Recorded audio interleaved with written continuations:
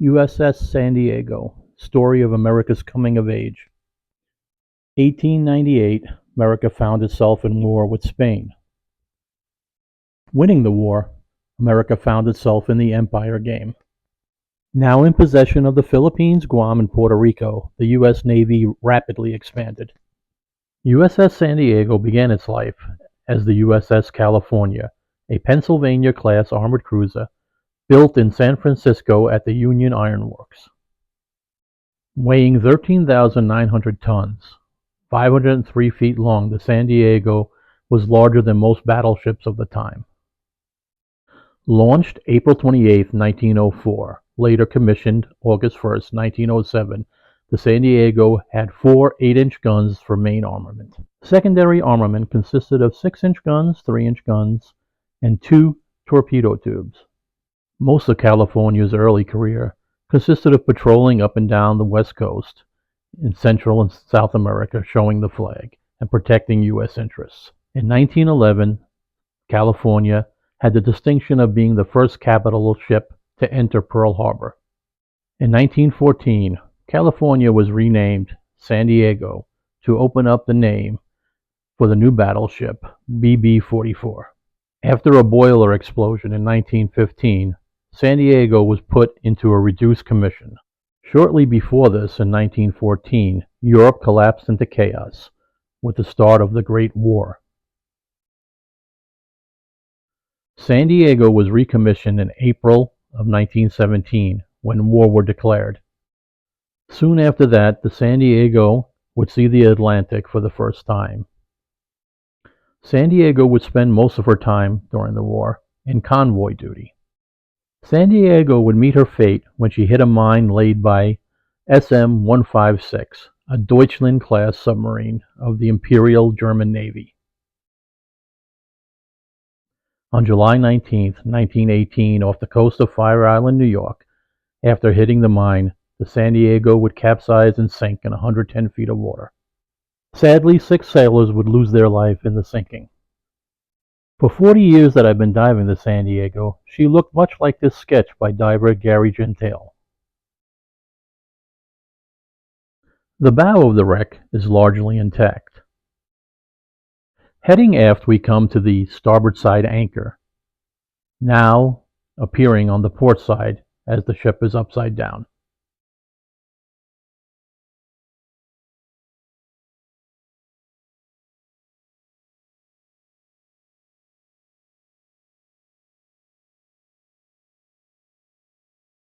Often small details can be overlooked, like this porthole with bars over it, part of the prison of the ship we can see here on the plans.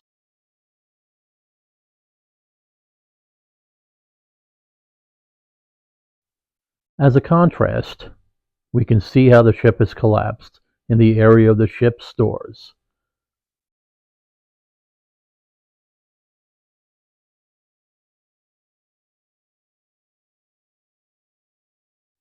Lying upside down can often lead to confusion using terms like port and starboard. In our case, there is the west, what we would call the light side, and the east, which we would call the dark side. Here we are on the west side of the wreck.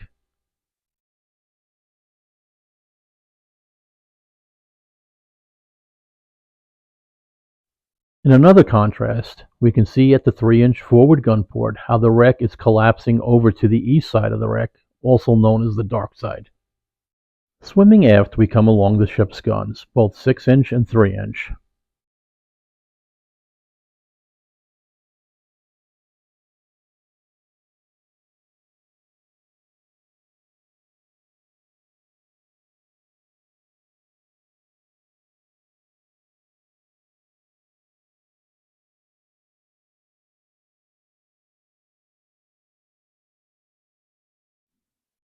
Here we see a 6-inch gun from the inside of the wreck.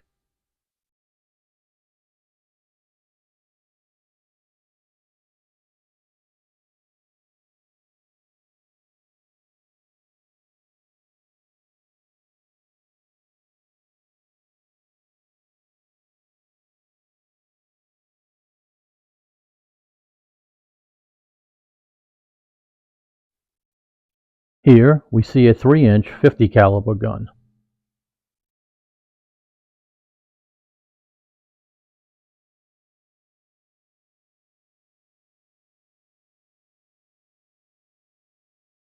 Slightly off the wreck we come across the ship's crane. This crane was used to raise and lower the ship's boats.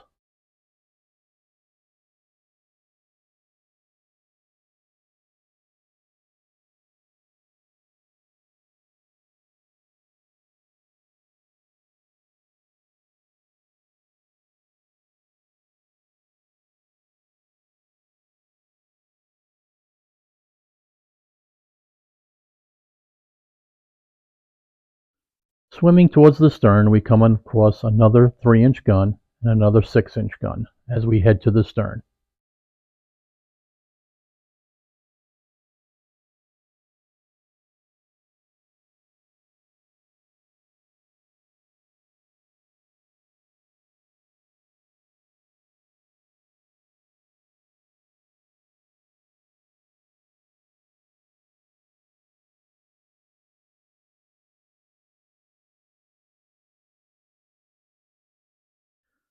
Sometimes mistaken for a gun, this actually is a davit from a lifeboat.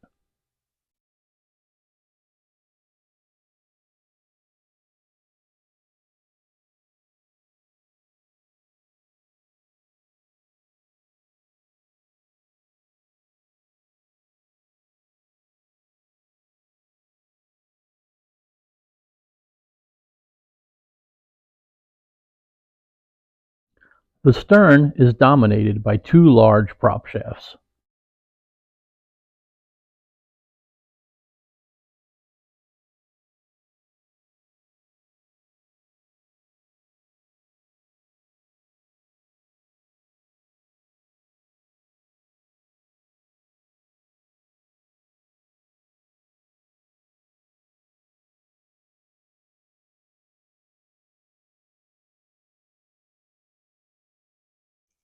Although salvaged now, the propellers must have been an awe-inspiring sight when they were on the wreck.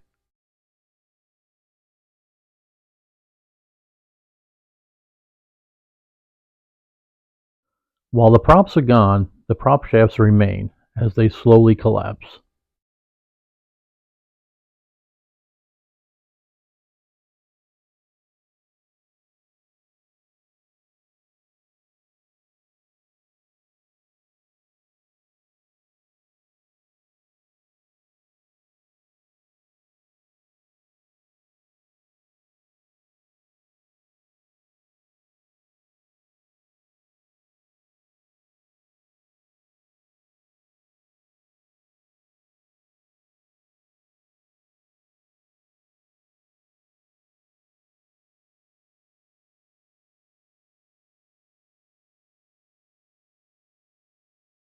This is where the mine exploded, which ultimately sank the ship.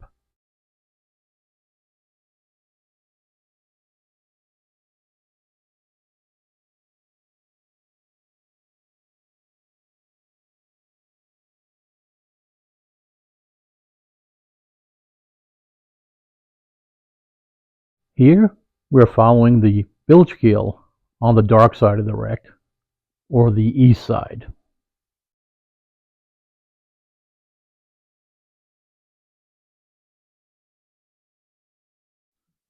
Where I'm swimming now used to be at 70 feet.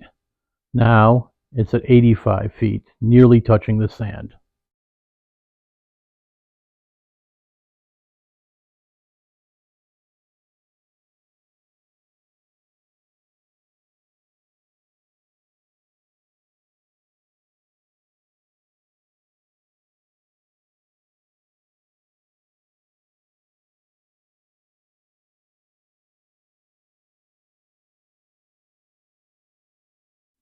About 5 years ago, this crack appeared, nearly bisecting the wreck.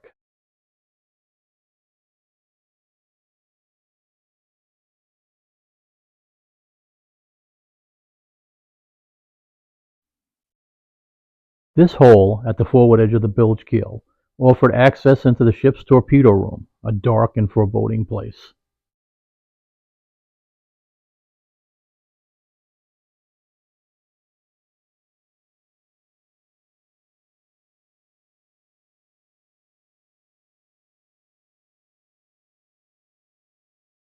Near the torpedo tubes on the dark side, we see that the hull is detaching from the wreck.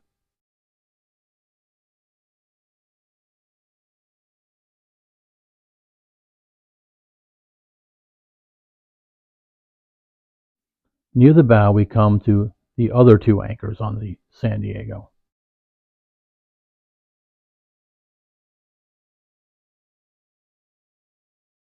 Recently, one of the anchors has been dislodged from the hawse tube. The 7-ton anchor is lying in the sand. The amount of power this took is incredible.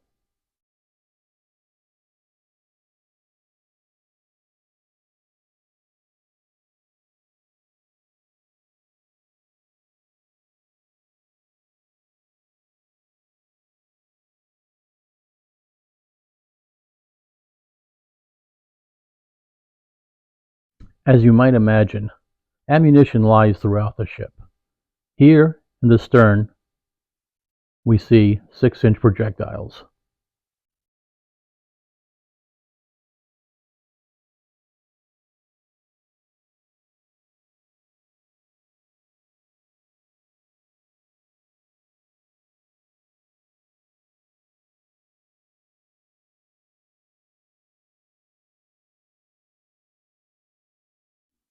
In the 3-inch magazine forward, we see crates of 3-inch 50 caliber shells.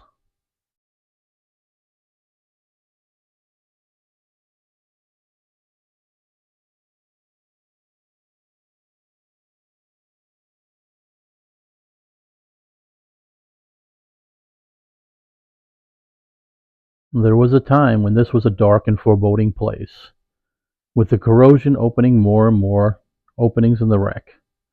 It has become an area, almost a cathedral of light.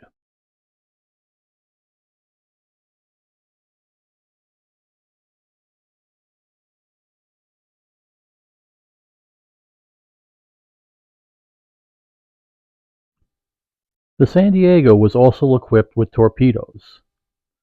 Here we see the remains of one of the tubes which has broken off from the hull.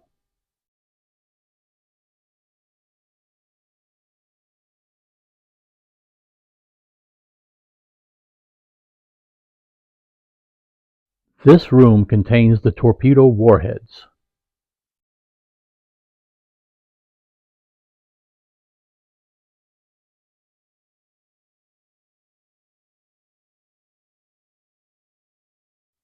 Here we can clearly see one of the warheads.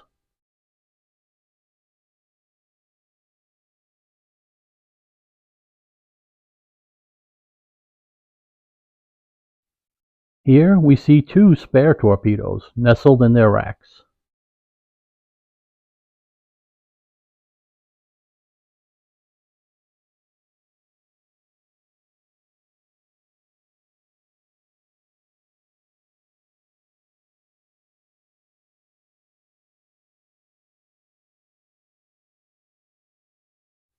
The ship's infirmary and sick bay are located on the berth deck, once a very intact part of the ship.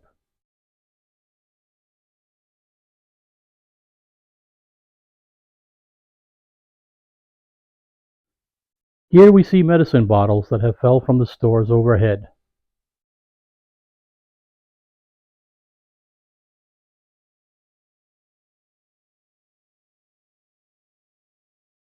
Artifacts such as these bottles adds a human element to the wreck.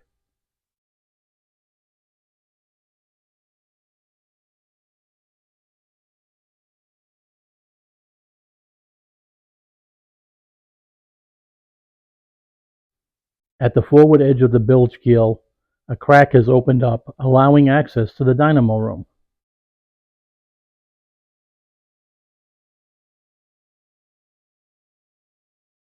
San Diego was equipped with 3 dynamos to provide electricity to run the ship.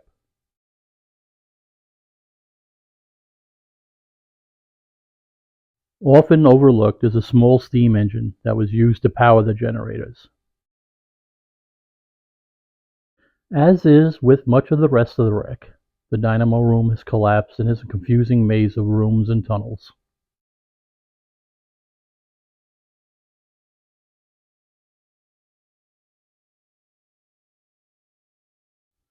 This is just a brief tour of the San Diego. And what we see today may not be here tomorrow, as the chisel of time takes its toll on the wreck. After diving the San Diego so many years, I can't help be reminded of an old friend in decline. To quote General Douglas MacArthur, "Old soldiers never die, they simply fade away." But for now, for those that care, the San Diego sits, quietly waiting.